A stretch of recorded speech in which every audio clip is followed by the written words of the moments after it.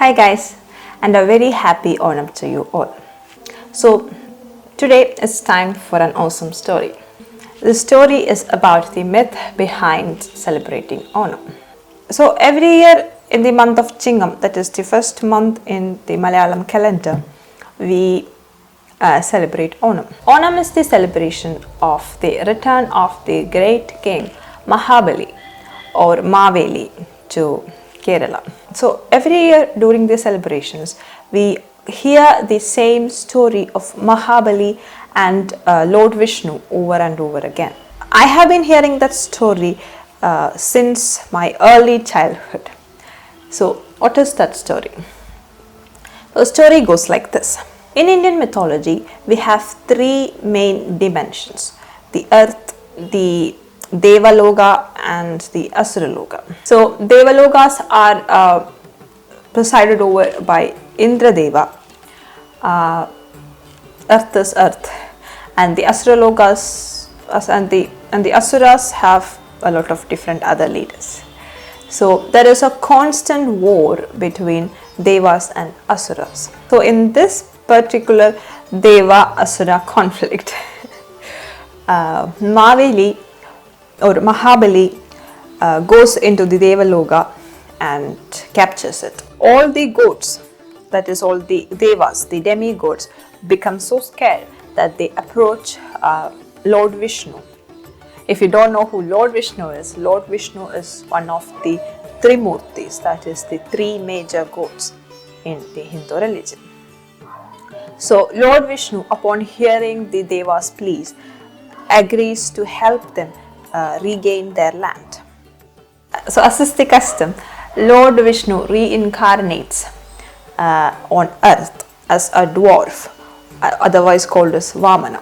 While Mahabali is conducting a huge yajna, that is a ritual, that is a puja ritual, Vamana goes to Mahabali, saying that Vamana is a great Brahmana. Mahabali treats him with great respect and asks him to take whatever he wants, to ask for whatever he wants for his sustenance. So Vamana asks him for 3 paces of land. So of course Mahabali is flabbergasted because he has everything. He has the heavenly land, the earth and the Netherlands. But why is this learned Brahmana asking for just 3 paces? But nevertheless, Mahabali grants Vamana his wish and gives him 3 pieces of land. And once he got his wish granted, Vamana changes his figure from the dwarf to the ultimate god form, and with 2 paces he takes up the entire universe. So there is no more place for Vamana to keep his 3rd step. So Mahabali offers his head, and once Mahabali offers Vamana his head, he storms him. He places the feet on his head and banishes him into the Netherlands, that is the hellish place. So this is the whole story that we have been taught year after year about Mahabali, Lord Vishnu, Vamana and Onam. So very justifiably, a lot of people actually come forth and says and talks about the unfairness and injustice that we celebrate during Onam, or the courage and the rebellious spirit of Mahabali and his love for his people despite the cruelty of the overlord. Here are some of those examples where a lot of people go around saying how Mahabali is a low caste hero and how he represents casteism and the hegemony of casteism and the rebellion against Brahmanism in ancient India, and how that was suppressed using religion. I, for one, believing in justice from a very young age, never understood Onam, But it was a very fun time with vacations and flowers and payasam and a lot of feasts and everything. So what is there to complain, really? I'm sure it's the same for every Malayali who celebrates Onam. We really don't understand why we celebrate or the justice behind Onam, but we celebrate it nevertheless because it's fun. Now, some time back, I heard a different narrative to this mainstream story that we always hear about. That was from the Queen of Travancore. So in an interview, she said that the story that we are taught as children, or the mainstream story about Vamana and Mahabali, is not entirely true. So she said that the feet of Lord Vishnu is called Padala. Padala is actually one of the realms, the 7 lower realms in Indian mythology. By the touch of Mahavishnu's feet over Mahabali's head, he was blessed, and therefore he was not banished to any hell, he was actually blessed. And then I also heard another story that is very similar to that, which I forgot now. But how was I to know what is true and what is wrong?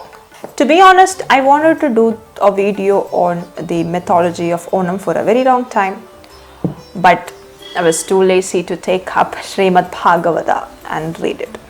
But then this year I actually did that.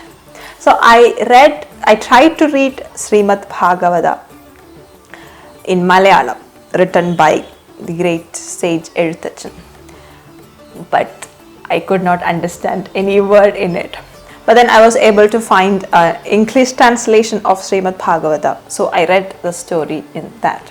I welcome you all to look at that site. It's an awesome site, very simple, very well written. So I recommend all of you reading that story or any story that you want from that site. But after finishing this video, of course. So as a result of reading Srimad-Bhagavatam, I actually came across an awesome, beautiful story of Vamana and Mahabali, a story that most of us don't know about. I really don't think people know about the story. That is what we are going to talk about in this video. Well, before that, I think it's better to talk a bit about Indian philosophy, the ancient philosophy that we used to believe in. It is crucial to the gist of this beautiful story. And this is essentially the philosophy of Vaishnavism. There are a lot of other sects. They may not believe in the same exact thoughts and ideas. So according to the Vaishnava philosophy, Lord Vishnu is the manifest form, or Lord Vishnu is Brahma, not Lord Brahma. Lord Vishnu is Brahma, the supreme Godhead. So Lord Vishnu as Brahma is prevalent everywhere in the universe. He has created this universe, he sustains it, and he alone can annihilate the universe. Everything belongs to him. He is everywhere. But as humans, as people who have consciousness, we sometimes come to this wrong conclusion that everything that we have is ours. So that brings in greed, lust, and all the other 6 enemies of the mind. So when we have this kind of attachment to the immediate property and the immediate fortunes that we have in our life, we forget about God, and when we forget God, misery and suffering set in. So how do we reach God? Through detachment and satisfaction with what we have, the little or the great things that we have. Having satisfaction with it and knowing that these belong to us, these are not ours. There is a lot more to this philosophy, but they are not relevant here. So now that we have dealt with all of this, we can get straight into the story. So according to Srimad-Bhagavatam, the source of the story of Vamana and Mahabali, it goes like this. Mahabali's birth was closely after the Amrit Madan, where the gods and asuras churned the elixir of life, that is Amrit, from the Meru mountain. So as the story goes, gods were too scared to give the Asuras the Amrit, so they took it all for themselves, which made Asuras very antagonistic towards the gods. Here by gods I mean the demigods. Mahabali is the grandson of Prahalada, and he is the successor of Hiranyakashipu and Hiranyaksha, if I am pronouncing it correctly. So being the successor of the Asura gods who had a history of being mad with the gods, the demigods, Mahabali was also very influenced by that, and he wanted to wage war against the demigods. So by the help of his guru Shukracharya, Mahabali was able to please Lord Brahma. As a result, he got a lot of boons. He got the strength and the power and the arsenal to defeat anyone in the universe. So he took that straight to Devaloka. He was declaring war against the Devas. So Lord Indra got scared, obviously, and he approached his guru Brihaspati. So he asked Brihaspati what to do, and Brihaspati tells him that Mahabali has gotten the boon of his guru and Lord Brahma.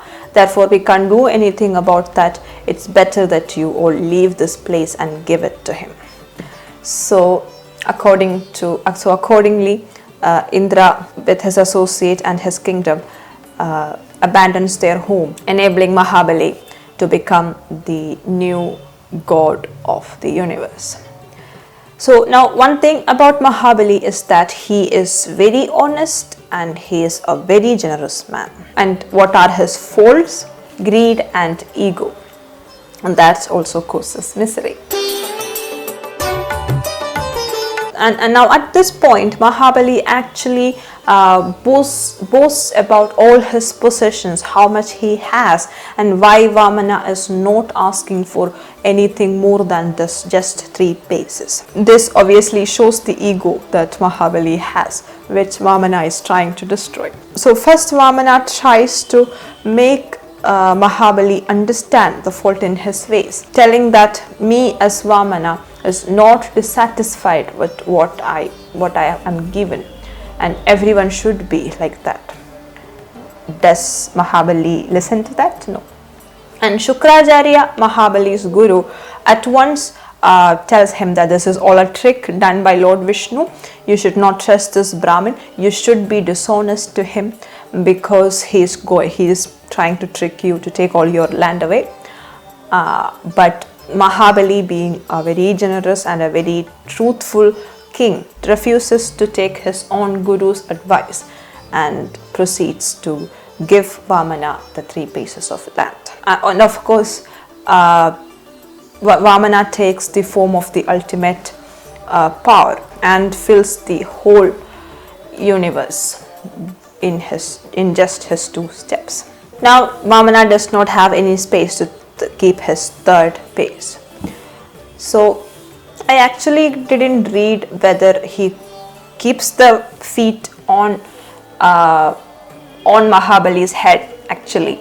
So as far as I was able to understand, because Vamana could not fulfill the promise that he made, he was restrained by Varuna to be taken to hell. At that point, Brahma, King Prahalada, Shiva and all the demigods, everyone is assembled there, seeing the feet of Mahabali and Vamana. Prahalada and Lord Brahma asks the supreme head, the supreme godhead, that he has done so good by you, and he now understands the fault of his ways. So why is he being taken to hell?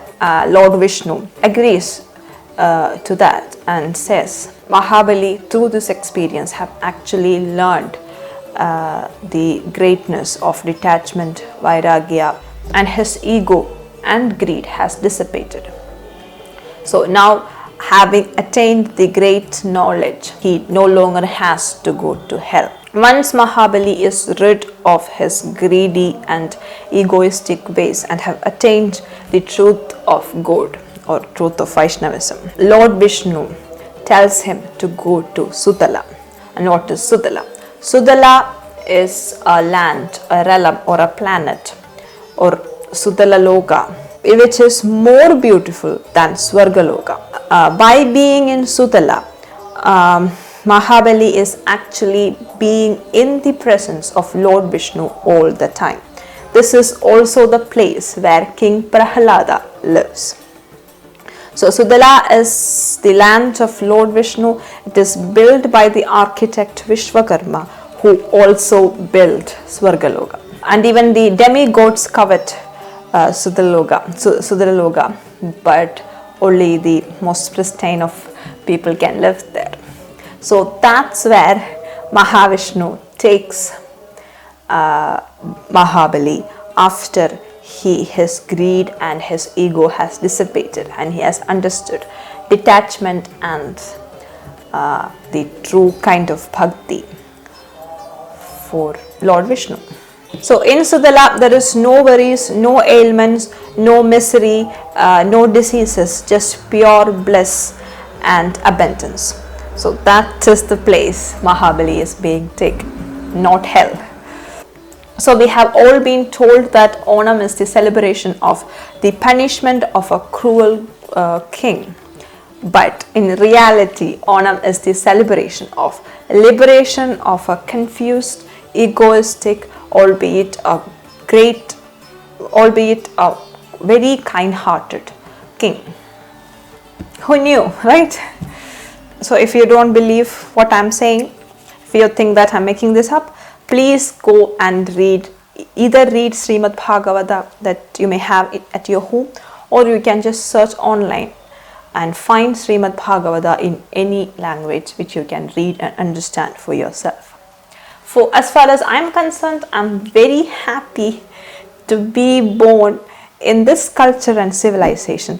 I'm very glad to have destroyed this very misconception that I had about Vamana and Mahabali. Once again, I have to say that Onam is not the punishment of Mahabali, an evil god, but it is the liberation and the enlightenment of Mahabali, a great, generous, yet egoistic king. So I hope you liked this video. If you did, don't forget to hit the like button. So this Onam, share this story with everyone. Let everyone know about the truth of Vamana and Mahabali's story. Don't forget to subscribe for more stories and thoughts like this. Have a great time. Happy Onam and thank you for watching.